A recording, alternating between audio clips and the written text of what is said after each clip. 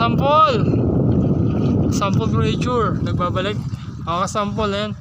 At malakas na naman ang habagat. Yun yung mga water lily, nagkalat na naman. Pero sa area natin halos wala na, kabilaan. Alam, mabigat pagka nasandala ng water lily tapos malakas, ganyan kalakas ang hangin, nagkakaputol-putol yung tulos, yung kawayan. Kaya talagang yung water lily talagang nakakasagabal talaga sa aming mga mangingisda.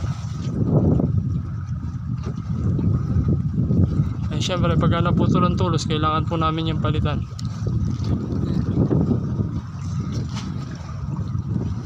So yan, hanggang dito na lang mga kasampol, sample pressure.